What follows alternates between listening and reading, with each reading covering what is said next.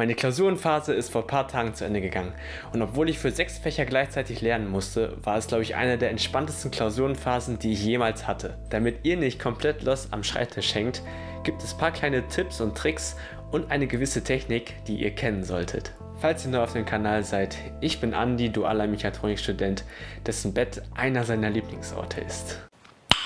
Nice! Wie also motiviere ich mich, das Bett zu verlassen und zu lernen, statt auf dem Handy rumzuspielen? Eigentlich ist das super simpel, denn grundsätzlich wandelt man das Lernen zu einer spaßigen Beschäftigung um, während man zeitgleich sich daran behindert, überhaupt ans Handy zu denken. Ist noch heile. Safe gibt es Tätigkeiten, die euch viel mehr Spaß machen, von Sport, Musik oder Kunst oder was auch immer. Und das macht Spaß aus einem bestimmten Grund und versucht mal herauszufinden, warum das so ist. Habt ihr die Gründe herausgefunden, müsst ihr das nur noch aufs Lernen übertragen und voilà, ihr kommt der Eins immer näher. Denn bestimmt kennt ihr diese Momente, in denen man in der Tätigkeit so versunken ist, dass einem nicht bewusst wird, wie schnell die Zeit doch läuft. Das Gehirn wird in diesen Momenten quasi bestmöglichst ausgenutzt. Und dieser Zustand hat auch einen bestimmten Namen, der Flow State. Aber später dazu mehr. Dasselbe macht ihr auch mit dem Handy, wo ihr versucht mit bestimmten Maßnahmen diese Reizüberflutung durch Social Media zu minimieren, indem ihr das WLAN ausschaltet oder das Handy auf Grau stellt, damit das Handy viel langweiliger wird. Persönlich bringen mich Challenges dazu, in diesen Flow-State reinzukommen. Also gebe ich mir zum Beispiel 2 Stunden am Morgen und 4 Stunden nach dem Mittagessen, wo ich dann versuche, den ganzen Stoff eines Fachs aus dem letzten Semester in Form von Karteikarten komplett durchzunehmen. Verbrauche ich mehr Stunden, habe ich weniger Zeit, um zum Beispiel Videos für euch vorzubereiten. Und das kann auf jeden Fall nicht angehen. Dabei muss ich aber selber auch darauf achten, wie gut mir dieses Fach liegt. Denn es gab bisher so 1, 2 schwere Fächer, die echt überwältigend gewesen sind, wo ich gar keine Ahnung hatte, wo man da anfängt. Aber auch Fächer, die vermeintlich einfach sind, wo ich mich dann erstmal zurückgelehnt habe, aber nachher beim Lernen feststellen musste, ich hätte viel früher anfangen müssen. Mit etwas rumprobieren habe ich dann ein Ziel und ein bisschen Zeitdruck, die mich dann dazu bringen, richtig anzufangen. Für euch kann es Musik, das gemeinsame Lernen oder auch eine Belohnung sein, worauf man sich dann während des Lernens schon freut. Lasst eure Gedanken einfach wie im Flow State frei im Lauf und schreibt mal gerne in die Kommentare, was ihr für Ideen habt und welche ich mal ausprobieren soll. Soweit so gut. Wir sitzen jetzt am Schreibtisch, haben alles parat und sind schon sogar dabei, ein paar Aufgaben zu lösen. Dann merken wir, wie langsam unsere Konzentration schwindet und man nachher gar keine Ahnung mehr hat, was man in den letzten 3 Minuten aus einem Sachbuch gelesen hat. Bitte sagt mir, ich bin nicht der Einzige. Zum Glück lässt sich das vermeiden, indem man nicht am Stück, sondern etappenweise lernt, wofür es ein Verfahren gibt, was vom Italiener Francesco Cirillo entwickelt wurde.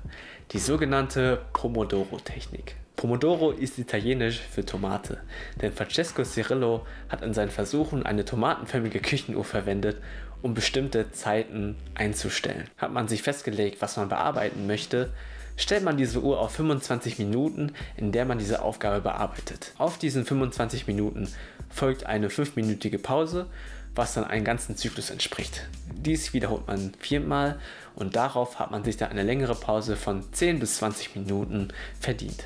Grund für diesen skurrilen Ablauf ist, dass das Abschweifen verhindert und die Konzentration auf einem konstanten Niveau gehalten wird. Nur finde ich selber, dass diese 25 Minuten meistens nie ausreichen, um in eine Aufgabe reinzufinden, weshalb ich da ein bisschen mit den Zeiten variiere. Zum Beispiel habe ich auch vor einiger Zeit ein Video gesehen von dem YouTuber Josh Chen, der die Anime-Doro-Technik vorstellt, was eine Abwandlung von der Pomodoro-Technik ist. Er hat die Zeiten dann so aufgeteilt, dass er erst 40 Minuten hat, um zu lernen und 20 Minuten, um dann in der Pause eine Anime-Folge zu schauen, weil die meisten 20 Minuten lang sind.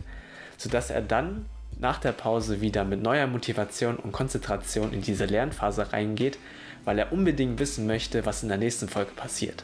Weil ich für mich darin die Gefahr sehe, immer die nächste Folge zu schauen, habe ich mich dazu entschieden, entweder Musik zu machen in den Pausen, vielleicht auch andere YouTube-Videos zu schauen oder einfach ein bisschen auf WhatsApp zu schreiben.